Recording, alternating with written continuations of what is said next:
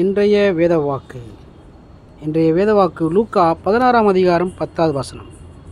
கொஞ்சத்திலே உண்மையுள்ளவன் அநேகத்திலும் உண்மையுள்ளவனாயிருக்கிறான். மேலே கூறப்பட்ட வசனம் தேவனுடைய பிள்ளைகளுக்கு திருப்தியை தரக்கூடாத காரியம் அல்ல, திருப்தியை தரக்கூடியதாகவே இருக்கிறது. ஆகிலும் இவர்கள் இதன் அர்த்தத்தை தவறாக புரிந்து கொள்ளக்கூடாது. அநேக நேரங்களிலே தவறாக புரிந்து கொள்ளக்கூடியதான சூழ்நிலைகளும் உண்டாகும்.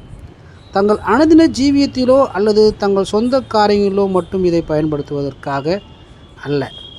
தேவன் அவர்களுக்கு தங்களுடைய வரங்களை தங்கள் அனுதின வாழ்க்கையிலே அதை தங்கள் திறமைக்கு தக்கதாக அதிகப்படுத்துவது அவசியம். எஜமான் வரும்போது அதை ஒப்புவித்தவர்களை பார்த்து, உத்தமும் உண்மையும் உள்ள ஊழியக்காரனே, கொஞ்சத்தில் உண்மையாயிருந்தாய், அநேகத்தின் மேல் உன்னை அதிகாரியாக வைப்பேன் என்றும், உன் எஜமானுடைய சந்தோஷத்துக்குள் பிரவேசி என்றும், 10 பட்டணத்துக்கு அதிகாரியாக இரு என்றும் சொல்லப்படுவதற்கு ஒப்பாயிருக்கும்.